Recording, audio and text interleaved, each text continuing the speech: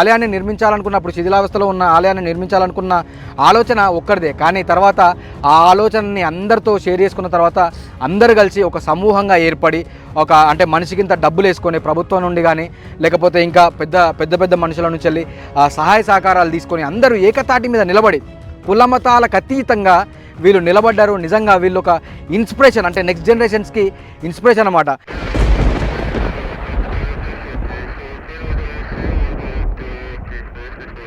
Hello అందరికీ నమస్తే, welcome to Sandeep the explorer YouTube channel. అందరికీ నూతన సంవత్సర శుభాకాంక్షలు అండ్ దాంతోపాటు అందరికీ సంక్రాంతి శుభాకాంక్షలు. అయితే ఈ సంక్రాంతి మీ అందరి జీవితాల్లో ఆనందాన్ని నింపాలని మనస్ఫూర్తిగా నేను కోరుకుంటున్నాను. అండ్ ఈరోజు మనం చూపెట్టబోయే వీడియో చాలా డిఫరెంట్ వీడియో అనమాట. ఎందుకు చాలా డిఫరెంట్ వీడియో అంటున్నా అంటే, నిజంగా దీని గురించి నాకు తెలిసినప్పుడు ఫస్ట్ నేనే ఆశ్చర్యపోయాను అనమాట. ఎందుకు ఆశ్చర్యపోయినా, అంత ఆశ్చర్యపోయేలా ఏముంది అక్కడ అంటే, ఇలాంటి ఒక ఊరు ఉందా అని చెప్పి నాకు చాలా డిఫరెంట్గా అనిపించింది. సో అప్పుడు అనుకున్నాను నేను ఈ విలేజ్ వెళ్ళి అక్కడ ఉన్న ప్రజలతో మాట్లాడాలి, ఇది ఎలా మీకు సాధ్యమైంది అని చెప్పి నేను అడగాలి అని అనుకున్నాను. సో చాలా రోజుల తర్వాత నాకు ఈ ఊరు వెళ్ళడానికి అయితే వీలైంది. ఎవ్రీ పర్సన్ కి రీచ్ అవ్వడానికి మీరు ఇచ్చే లైక్ అనేది నాకు ఉపయోగపడుతుంది. ఇలాంటి అద్భుతాలు జరిగినప్పుడు వాటిని మనం గుర్తించడం మన బాధ్యత. గుర్తించడమే కాకుండా ప్రపంచానికి తెలియజెప్పడం కూడా మన బాధ్యతే. నేను ఈరోజు చూపించే ఈ శివాలయం చాలా ప్రత్యేకమైనది. ఎందుకు అనేది మీకే అర్థమవుతుంది. భారతదేశంలో ఎక్కడ తవ్వకాలు జరుపుతున్నా శివలింగాలు బయటపడడం మనం చూస్తూనే ఉన్నాం. చరిత్రలోని ఎన్నో గొప్ప విషయాలు కాలగర్భంలో కలిసిపోయాయి, ఇంకొన్ని కలిసిపోవడానికి సిద్ధమవుతున్నాయి. అలాంటి వాటిని చూస్తూ వదిలేస్తాం,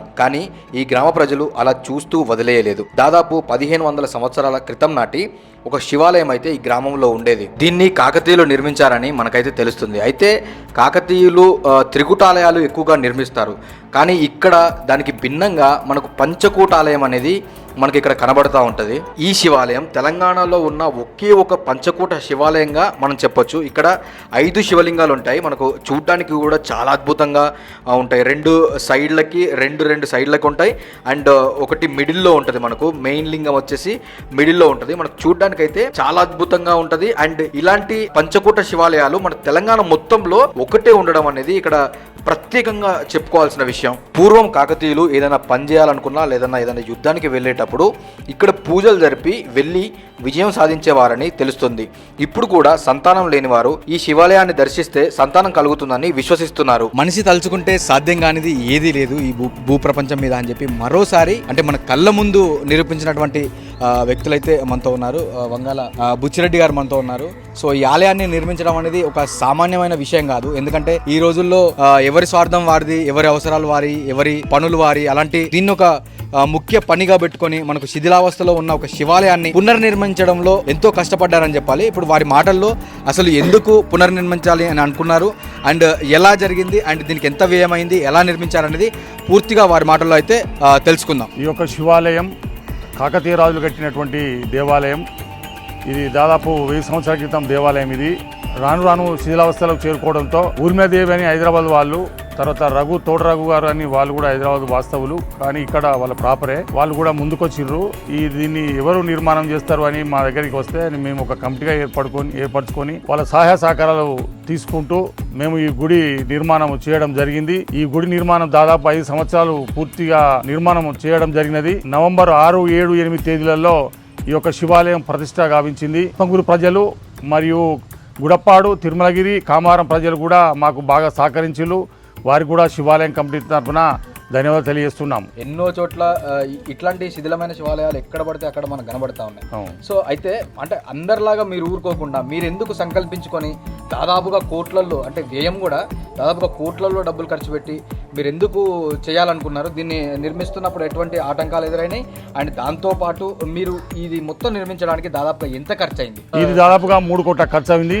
ఇంకా కొంచెం మైనర్గా ఉంది, అది కూడా ఈ వారం 10 రోజుల్లో కంప్లీట్గా వస్తున్నది. ఇంకెవరైనా దాతలు ముందుకొచ్చి ఈ యొక్క శివాలయానికి దాతలు ఇస్తే వారికి కూడా ధన్యవాదాలు. మేము కమిటీ ఏర్పరచుకున్నాము. ఇదే కొత్తగా మాకు ఇంతకుముందు వేణుగోపాల స్వామి గుడి కూడా మేము ఈ కమిటీతోటే నిర్మాణం పూర్తి చేసుకున్నాము. అదేవిధంగా మళ్ళీ కమిటీ వేసుకొని మేము ఈ యొక్క నిర్మాణాన్ని, ఒక శివాలయం నిర్మాణాన్ని పూర్తి చేసినాము. మాకు ఎలాంటి ఇబ్బందులు రాలేదు. శివాలయం కమిటీ వాళ్ళు కానీ మా గ్రామస్తులు కానీ మంచి సహకారం చేసిండ్రు. వారి సహకారంతో ఈ గుడి నిర్మాణం చేయగలిగినాం. ఈ గ్రామంలో దాదాపు 1000 కుటుంబాలున్నాయి. శిథిలావస్థలో ఉన్న శివాలయాన్ని చూడలేక పునర్నిర్మాణం చేద్దామని సంకల్పించుకొని గ్రామస్తులంతా ఏకమయ్యి కుల మతాలకు అతీతంగా, రాజకీయాలకు అతీతంగా ఒక్కతాటి మీదికి వచ్చి ఈ ఆలయాన్ని నిర్మించుకోవడం కోసం చందాలు అయితే కలెక్ట్ చేయడం జరిగింది. అయితే ఈ ఆలయం మండల కేంద్రంలో ఉంది కాబట్టి చుట్టుపక్కల ఉన్న గ్రామాలు కూడా ఈ ఆలయ నిర్మాణానికి సహకరించాయని చెప్పొచ్చు. ఈ గుడిని నిర్మించడానికి తమిళనాడు నుండి శిల్పులను తీసుకొచ్చి పాత శివాలయాన్ని పూర్తిగా తీసి దాని ప్లేస్లో కొత్త శివాలయాన్ని నిర్మిస్తున్నారు. కరోనా కారణంగా దాదాపుగా 5 సంవత్సరాల సమయం అయితే పట్టింది. అలాగే ఇప్పటిదాకా 3.5 కోట్ల రూపాయలు ఖర్చు అయింది అని చెప్తున్నారు. ఇంకొక 50 లక్షల రూపాయల ఖర్చు అయితే మిగిలిందని మనకైతే తెలుస్తుంది. మనం గర్భగుడిలోకి ఎంటర్ అవ్వగానే కుడివైపున 2 శివలింగాలు, అలాగే ఎడమ వైపున 2 శివలింగాలతో పాటు మనకి ఎదురుగా ఒక శివలింగం అయితే ఉంటుంది. వీటన్నిటి మధ్యలో మనకు మళ్ళీ ప్రధాన ఆకర్షణగా నంది అయితే మనకు కనబడుతూ ఉంటుంది. గుడిలో అడుగు పెట్టగానే నాకైతే ఒక పాజిటివ్ వైబ్ అయితే కనబడ్డది. ఇంకా కొంచెం మైనర్ రిపేర్స్ అయితే జరుగుతున్నాయి, కానీ ఆ గుడిలోకి వెళ్ళగానే అంటే మనకు చుట్టూ శివలింగాలు అండ్ ఎదురుగా కూడా శివలింగం చాలా అద్భుతంగా ఉంది. ఇక్కడైతే మనతో పాటు రవీందర్ శర్మ గారు ఉన్నారు. అయితే వారి మాటల్లోనే మనం ఈ ఆలయ ప్రత్యేకత అంటే ఏదైతే పంచకూట శివాలయం ఉందో మనకు ముఖ్యంగా కాకతీయుల కాలంలో మనకు త్రికూటాలయాలు అయితే ఎక్కువగా కనబడుతూ ఉంటాయి. అంటే త్రికూటాలయంలా కాకుండా కాకతీయులు ఎందుకు ఈ పంచకూట ఆలయాన్ని నిర్మించారు, ఇక్కడ మనకు ఎక్కడా లేనటువంటి విధంగా పంచకూటాలయం అంటే దాదాపుగా 4-5 చోట్ల 4 ముందు అండ్ మన వెనుక భాగంలో కనబడుతుంది ఒకటి, దాదాపుగా 5 చోట్ల మనకు లింగాలు అయితే ప్రతిష్ఠించి ఉన్నాయి. 12వ శతాబ్దంలో కాకతీయులు నిర్మించినటువంటి ఈ శివాలయము స్వామివారు 5 శివలింగాలుగా ఇక్కడ నిర్మించడం జరిగింది. సజ్జోజాత వామదేవ అఘోర తత్పురుష ఈశాన్య 5 ముఖాలుగా ఈ స్వామివారు ఇక్కడ ఉంటారు. ఇంకొక ప్రత్యేకత ఏమిటంటే స్వామివారు దక్షిణాముఖంగా ఉండడం అనేది విశేషం. భక్తులకు ఎటువంటి ఆర్థికపరమైన ఉద్యోగ వ్యాపార ఎటువంటి సమస్యలు వచ్చినా కూడా ఈ 5 శివలింగాలకు అభిషేకం చేసినచో వారి కోరికలు కానీ వారి కష్టాలు కానీ తొలగును అనేది ప్రజల నమ్మకం. ఈ శివాలయంలో పూర్తిగా రాతి కట్టడంతో నిర్మించినటువంటి శివాలయం ఇది. 12వ శతాబ్దంలో కాకతీయులు ఇలాగే నిర్మించారు. అదే నమూనాను ఆసరగా తీసుకొని దాని మోడల్గానే మళ్ళీ ఈ శివాలయం నిర్మించి మనకు పెద్దలు చెప్పిన ప్రకారం ఎటువంటి శాసనాల పరంగా ఏం లేవు.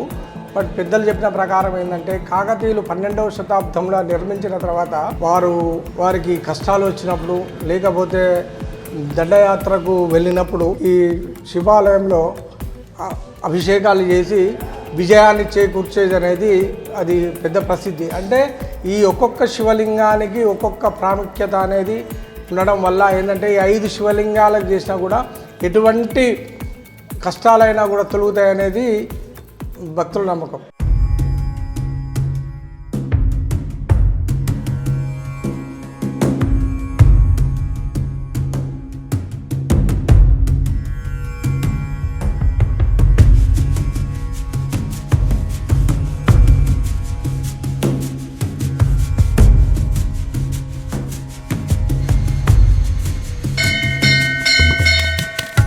మనిషి తలుచుకుంటే సాధ్యం కానిది ఏదీ లేదు, ఐకమత్యమే మహాబలం అని పుస్తకాల్లో చదువుకున్న విషయాన్ని ఈ ఊరి ప్రజలు నిజం చేశారు.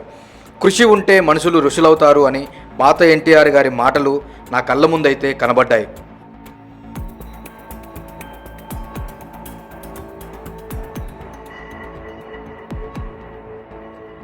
ఈ స్పాన్సర్స్లో మనకు ముస్లిం కమ్యూనిటీ వాళ్ళతో పాటు క్రిస్టియన్ కమ్యూనిటీ వాళ్ళు కూడా దీంట్లో ఉన్నారు. అది నాకు ఇంత ఆశ్చర్యం వేసిందని చెప్పాలి.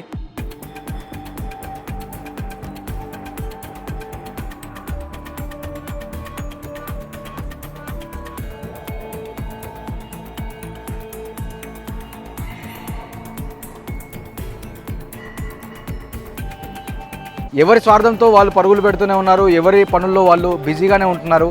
అట్లాంటిది ఈ ఊరంతా ఒక శివాలయం కోసం ఏకమయ్యి శివాలయాన్ని నిర్మించడం అయితే చాలా గొప్ప విషయంగా మనమైతే చెప్పుకోవచ్చు. ఈ గ్రామ ప్రజలు నిర్మించిన శివాలయాన్ని ఒక ఇన్స్పిరేషన్గా తీసుకొని మన హిందువులు అంటే చాలా చోట్ల శిథిలావస్థలో ఉన్న చాలా దేవాలయాలు అయితే మనకు కనబడుతూ ఉంటాయి.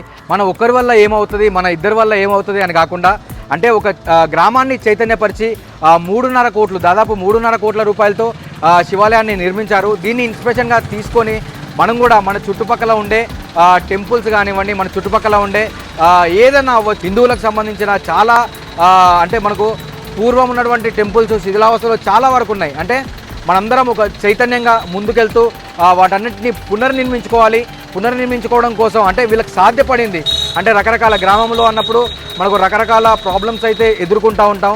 అండ్ దాంతోపాటు రాజకీయ పరిస్థితులు కూడా మనం ఎదుర్కొంటూ ఉంటాం. అయితే వాటన్నిటిని తట్టుకొని అంటే గ్రామస్తులందరూ ఏకమయ్యి చాలా గొప్పగా 3.5 కోట్లతో శివాలయాన్ని నిర్మించారు. ఇదైతే ఒక అద్భుతం అని చెప్పాలి. తమ సొంత పనులు చేసుకోవడానికే టైం ఉండట్లేదు ఈ రోజుల్లో. అట్లాంటిది ఒక ఏకదాటి మీద నిలబడి వాళ్ళందరూ కష్టపడి నిజంగా ఈ ఆలయాన్ని నిర్మించినందుకు మన సందీప్ ది ఎక్స్ప్లోరర్ ఛానల్ నుంచి వెళ్ళి నిజంగా అందరికీ హ్యాట్స్ ఆఫ్ అండ్ పాదాభి వందనాలు తెలియజేస్తూ థ్యాంక్ యూ.